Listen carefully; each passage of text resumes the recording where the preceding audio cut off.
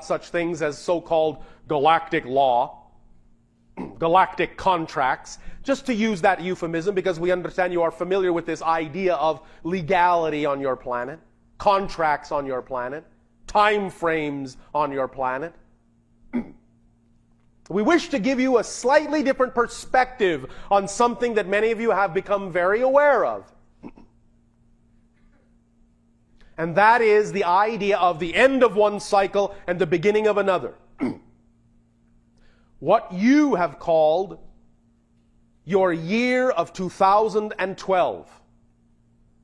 Many of you have begun to recognize that it is to some degree a delineation point, a demarcation point. And it is generally representative of the arrival of a critical mass on your planet, a critical mass of consciousness that now knows it is going from one phase to another, and that beyond that timing point, there can be a great degree of acceleration in the direction of what you prefer your reality to be. The year 2012 does not mean that literally on 12:01 after midnight of that day, you will find ships landing everywhere and everything being different on your planet all at once. No. But it is representative of a general window of transition. It is the demarcation of the crossing of a critical threshold. But here is now a new way I will allow you to look at this idea. A new way we are allowed to let you look at this idea of what the year on your counting of 2012 represents, and the reason that the Mayan calendar ended there as a demarcation line. The real reason, legalistically speaking, contractually speaking, that year, shall we say, legally represents the ending date of the quarantine. Your world from that point forward will no longer be off limits legally for the rest of the galaxy. Your quarantine is up in that year. End of that cycle, end of that contract. Again, it doesn't mean ships will be landing the next day. But what it means is they can land the next day. Legally, they can land the next day according to Galactic Law. You are no longer off limits, no longer hands off. Now, specifically and especially from that date forward, when the interactions of contact occur and how things go on your planet will be totally in your hands.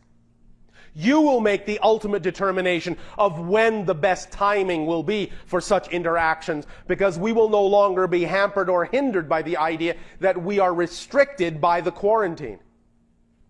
From that point forward, we'll be taking our cue completely from when you are really ready for such interaction based on the changes you are willing to make on your planet.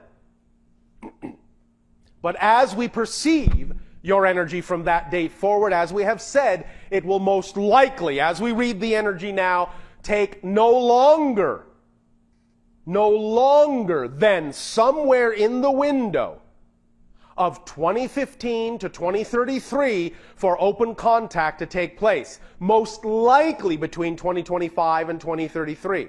But between 2015 and 2025, there will be more and more and more individual contacts, more and more ability for people to go to different places on your planet, see our ships, begin the beginnings of interaction, begin the protocols of interaction, begin the very beginning phases of interaction, culminating in more and more open contacts officially, as you say, between 2025 and 2033, as we read the energy now. But only after 2012 will this be possible, because the quarantine will be done. Your isolation from galactic community will be over. Time to join the club. Truly join the club. Which means there are many changes you need to make in your own lives, in your own beings, and upon the earth in terms of your activity, your degree of action, your degree of putting out there who you know you are, and really taking the soul blueprint to heart. to heart, to heart, and living your dreams, living your lives as fully as you can, and responding differently in the way you prefer to everything that occurs upon the earth, in every circumstance, in every situation, with every person, coming from the heart, coming from compassion, coming from passion, coming from excitement, coming from love, coming from creativity, coming from beliefs and definitions you prefer. And discovering the ones within you that don't work for you, and dealing with them, working with them vigorously, excitingly, creatively, inviting you to find those things, inviting yourself to find the beliefs and definitions that don't work for you. Inviting it, accepting it, working with it, acknowledging it, living it fully, even as you sense that we do. Because we've given you certainly a number of hints that our society lives that way. And I think you can certainly see it and feel it in the vibration of energy that we give off. Or are we being too shy?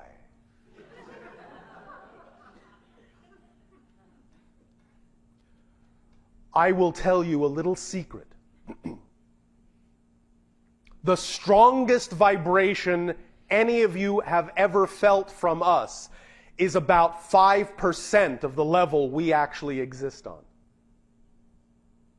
5% maximum have you ever experienced from us about what our level of reality and the ecstasy that exists within it is actually like. That level of ecstatic existence is your birthright too. Don't deny it to yourselves.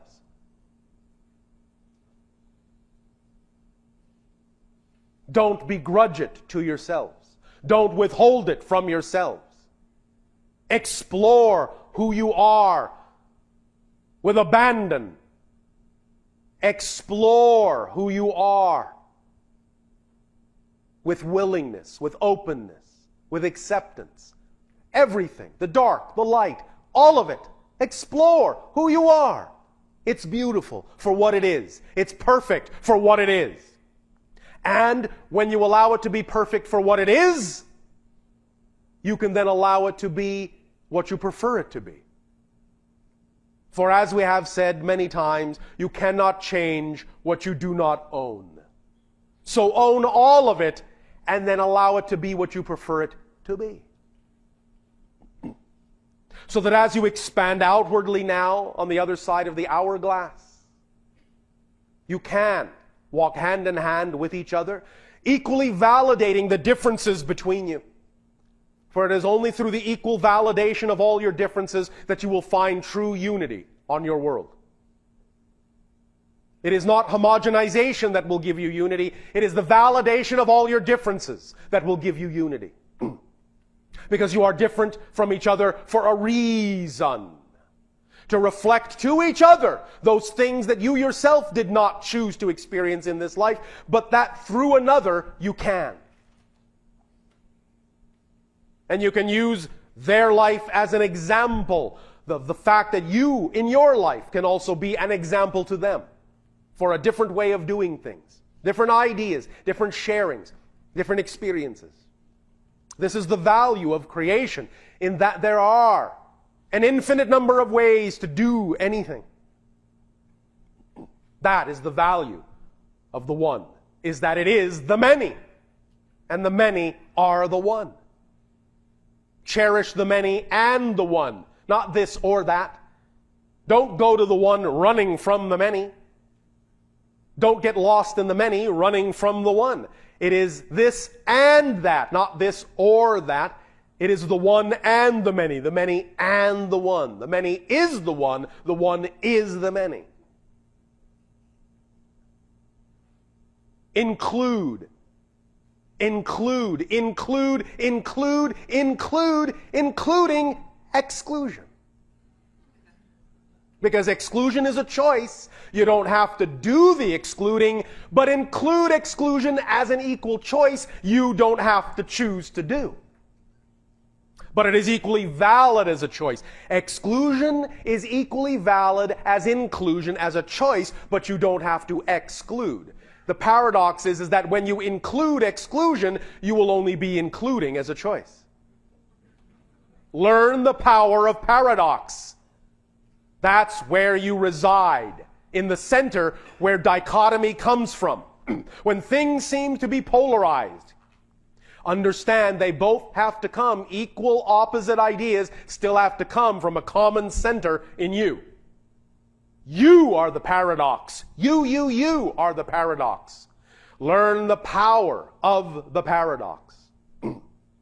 And learn that what you are actually experiencing in this transformational time, in this transitional time, is to be able to tell the difference, is to be able to discern the difference between two primary states of being. You are learning to discern the difference between using the power of the illusion instead of succumbing to the illusion of power. Do not fall into the illusion of power. Use the power of the illusion. That is true power. That's what you are learning to tell the difference between. That's what the transformation is all about. Using the power of the illusion instead of succumbing to the illusion of power. That will make all the difference in your world when you recognize that one single perspective and employ the power of paradox and incorporate and include that within your understanding in everything that you do. Relate to it through paradox. Is this a representation? Is my response to this situation a representation of falling under the illusion of power? Or is it the utilization of the power of the illusion? That simple recognition alone at that moment of encountering any situation in any circumstance with any person and making that realizational determination in that moment will absolutely unlock you from any effect you don't prefer and allow you to instill the effect you do prefer with that one realization, with that one question. Is my relationship to this situation the illusion of power or the power of the illusion? Which do I prefer? How do I want to relate to what's going on in my life? Make that determination, make that decision, and act accordingly. And you will see unprecedented clarity in everything that you do. You will see it for what it is. You will see it as something expressing an illusion of power or something that is truly using the power of the illusion. You will see it for what it is. Bring to bear your soul blueprint by looking at all the different ways you can look at yourself as a multifaceted crystal with all these different vibrations and all these different energies, integrating them into one understanding perspective. It all comes down to that. All those connections, all those vibrations, all the understanding you will ever have about yourself in this life experience comes down to that one discerning moment. Illusion of power, power of illusion. Which am I living? The illusion of power or the power of the illusion? Which am I living? Who am I? Decide and act accordingly. Every moment, decide and act accordingly. Decide and act accordingly. Decide and act accordingly. Decide and act accordingly.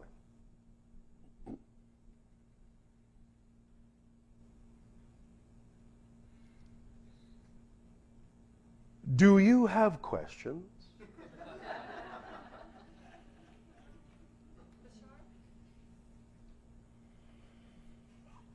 Organize yourselves, however you have organized yourself, to begin the interaction with questions, if you wish.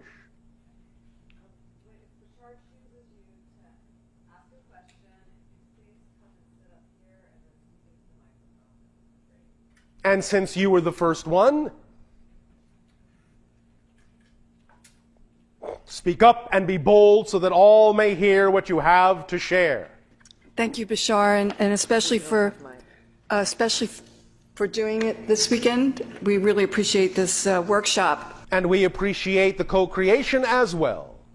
Last weekend, I had an opportunity to do a past life regression, and I asked for the life to come up that's most relevant to my life in this lifetime. Yes. And I tapped into a life in early 1800s in London.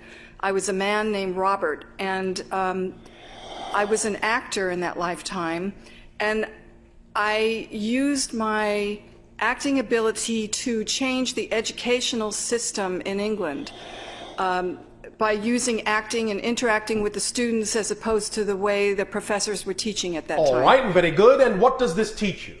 Well, in that lifetime, I had a very humble and poor existence, and I had a group of students. Yet rich in other ways. Right. I didn't realize the impact that I had on the Yes. educational system, and a group of my students or disciples helped me with food and Yes. rent, and I died or lived a fairly unpleasant and unhappy life, feeling that I didn't really do anything and that I lived this existence of poverty, and didn't realize that I had a major impact. Yes. And so I'm relating it to what I'm doing now in terms of using mentoring, teaching mentoring of youth and Very education. good. And now you understand the impact you are having? Yes, and I'm realizing that I'm having an impact, Yes. and that I don't need to live in poverty. No. Many, many different kinds of themes were explored in other lives, and the idea that was very strong as a theme in many of your past lives was the idea that in order to do anything worthwhile and have an impact, you had to suffer for your cause. Well, you understand now that you don't have to do that. That you have impact just by being who you are. Let me tell you all a very big secret. That is no secret anymore.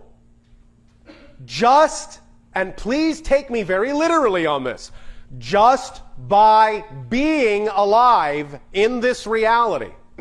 These are the kinds of impacts you all have on each other every single moment of every single day. Just because you're alive right now. Now I'm going to talk collectively, but I'm also talking individually about different members of the group. Just because you're alive right now, the very fact of nothing more than just the fact that you exist in this physical reality on earth, at this place, at this time,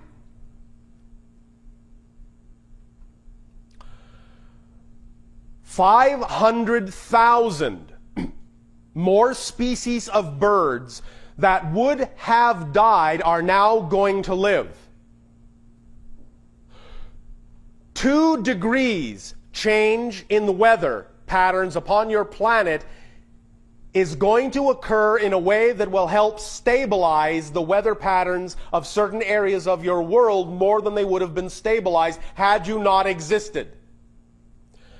300,000 bees will pollinate more flowers now than they would have had you not been alive.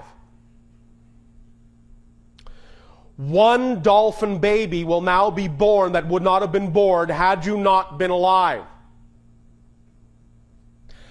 All of these influences and effects upon your world are the result of just the existence of people such as yourself with the intention that you carry through life to be who you prefer to be.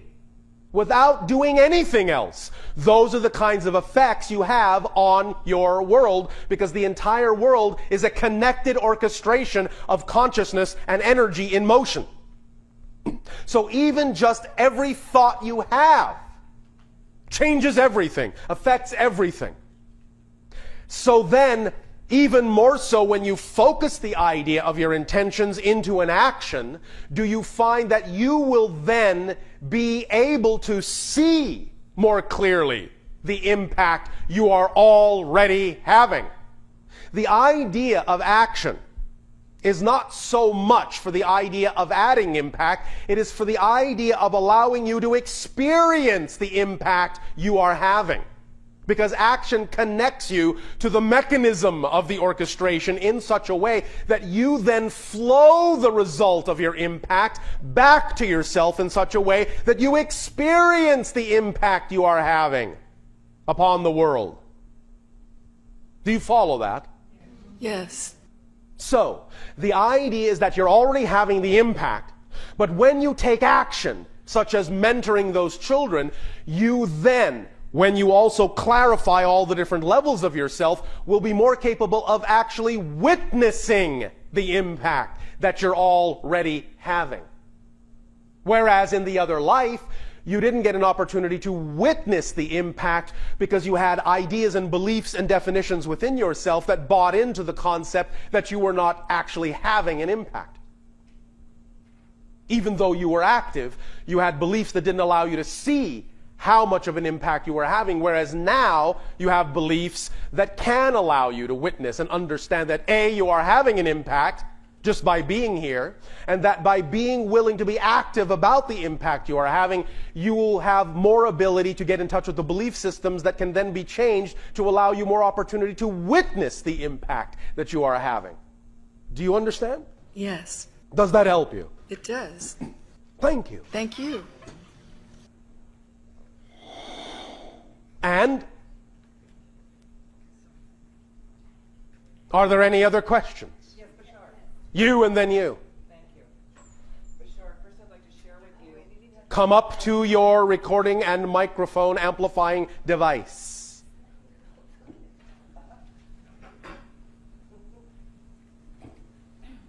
Hold one moment. The next person, do you know who you are? Yes. Female. Yes, I do. The next person after this one. Here. There is a female first and then the male. Okay. Female, female, male. Do you follow? Yes, no, maybe? All right. Continue. Thank you. Hello, Bashar. First, I'd like to share with you a couple of things in regards to what you spoke earlier about. Yes. Two things hit home for me. One was the image of the diamond. Yes. I have a portrait that was painted for me, of me, a multidimensional portrait. And in my forehead, in my higher self, in the painting, there is that diamond. Yes. So that was really right on for me. That. All right. Thank you for your synchronicity. Thank you. And something else. Several years ago, about maybe 10 years ago, I projected into the future in a hypnotic state. Yes. And I went to the year 2012. Yes. And in that time, I saw myself, and in that vision, I was standing in Jerusalem. Yes. I was looking up in the sky, and I saw multidimensional beings coming through. Yes. And I would shout, look, look, everybody look. Can you see these beings? And I saw my guides there, and I saw other multidimensional beings. And people started to look up and to take notice. Yes. Before they couldn't see. Yes. So I interpreted that as an awakening, an Yes, opening up. a vibrational shift. Understand there are many, many, many things going on in your skies all the time that many of you simply are not aware of because you're not on the frequency to perceive them. Mm-hmm. And as you make changes within yourselves and incorporate more and more of your being, these things will become visible to you, and the fact that you can then see them will be markers to us that your vibration has shifted in an appropriate manner for other things to now occur. Okay, thank you. Especially in certain places on your planet will certain of these things come to fruition and manifestation, and what you call the area on your planet, Jerusalem, shall be one of these strong areas where certain manifestations will occur as they did before.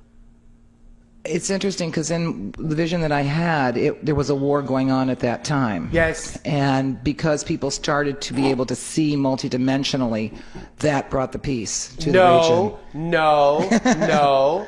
Because people began to bring the peace, they were able to begin to see multidimensionally. Ah, You understand? okay. That's the difference. We are not doing it for you. No. That came from inside themselves. But the idea of saying that seeing it brought the peace is a reverse of the understanding that they did it. Okay. You understand? Yes. Doing it is what allows them to see multidimensionally. Doing the peace, being the peace, will bring the multidimensional ability because you cannot perceive what you are not the vibration of. Understood. Yes. Does that help you? Oh, yes, absolutely. And I have a question for you from my son, Noah. Is this appropriate to what we are discussing today? Absolutely. All right. Yes, he asked me to ask you a question about his past lifetimes. He's been picking up a lot about his lifetime in World War II. He thinks World War I or II, where he was an officer. Yes. He has started to do some writing on his own. All right. And he thinks he might have committed suicide. Yes. He wanted to know if that was actually what happened. He felt very guilty for something he did to There his is no soldiers. need to feel guilty. Right. The idea simply is that particular personality could no longer withstand what they were experiencing and decided in that sense that it would be the best thing at that time to do. There is no need to feel guilt. The soul survives. You are eternal. Still exists, doesn't he?